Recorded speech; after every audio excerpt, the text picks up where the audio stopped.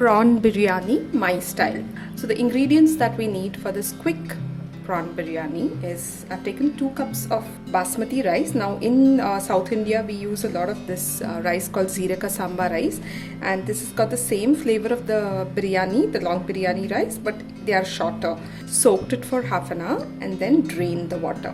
Then I have the prawns, so 1 cup of shelled prawns, and then 2 onions, big onions sliced, 2 tomatoes. I use the country tomatoes because there's a lot of sourness in that, and that's what the biryani needs.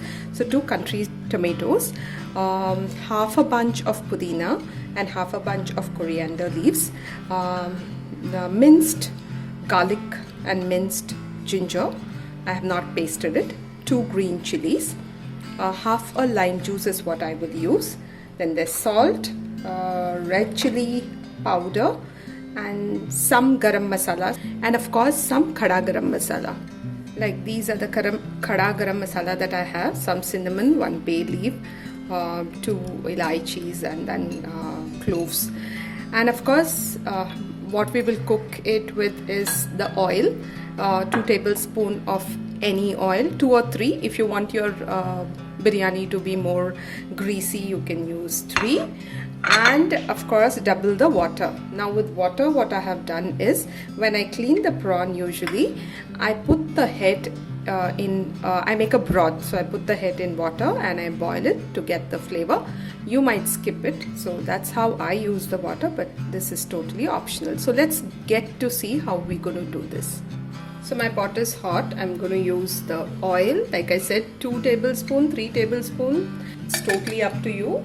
I've used 2 tablespoons. We're going to use the add the khada garam masalas.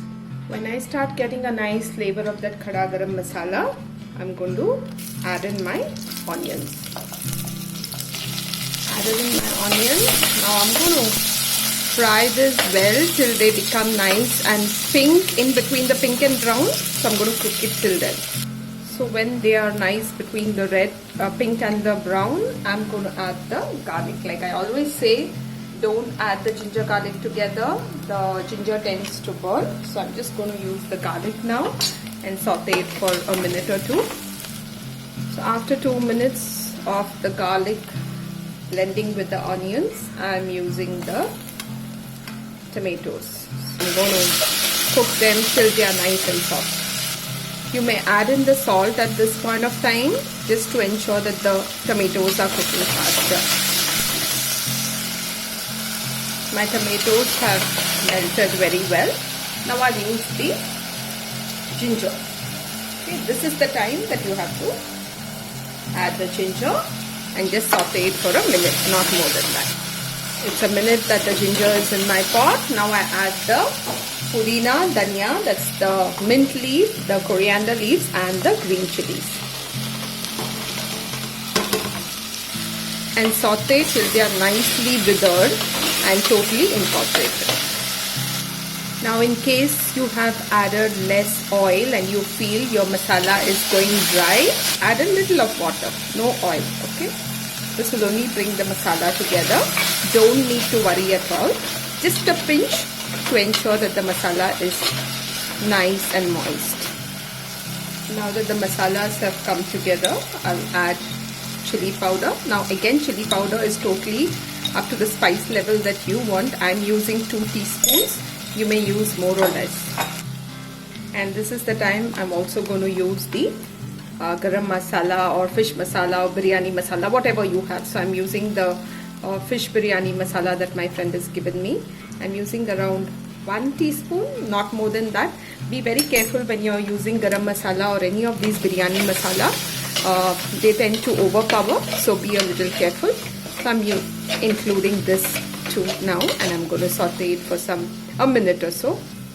After a minute of the whole masala nicely getting incorporated, I'm going to use the prawns. Now how many prawns have I used? Around 12 to 15 medium-sized prawns. Mix this well. Like I always say, don't cook the prawn too much. So I'm just going to wait for the masalas to get blended together, and this is what I do next. So this is the broth that I have made using the fish head, and this is double the quantity of the rice. So I'll just remove the head and just put in the broth to cook our biryani now. So at this point of time, I'm going to use the fish head broth, and I'm going to wait for this to start cooking, or rather start boiling. Yeah. So now that it's boiling, time for you to check for salt, spice, anything that you think you need extra. This is the time you have to add it. Okay, once you add the rice, it's difficult to add it. So when it's nicely bubbling up, I'm going to simmer the gas and add in the rice. Spread it this way, and finally squeeze in the lime. Half a lime is what I'm using for this. Yeah. Keep the fire on high for say 2 to 3 minutes, and when this is nicely bubbling up, it's time to just close it and cook it. Now it's boiling up very well. You can see all the bubbles coming. I'm going to just close this now, simmer it and let it cook. You could put this on dum also, so you can do the atta thing. Another tip that I could give you is including the prawn head broth. You could also put some coconut milk. That brings in a lot of more flavor and richness to the biryani. I have not done it, but yes, that's a choice that you have. So now let's wait for our biryani to cook, and I'm definitely going to show you the end product. Thank you for watching. And the moment of truth for the biryani. So let's see how it's come out. Okay, not bad. So here we are. The prawn biryani is ready. Look at the grains. They have settled very well. The flavor is amazing. That's because it's cooked in the prawn head broth. So here we are. I think it's perfectly cooked. The rice is perfectly cooked. It shouldn't be overcooked.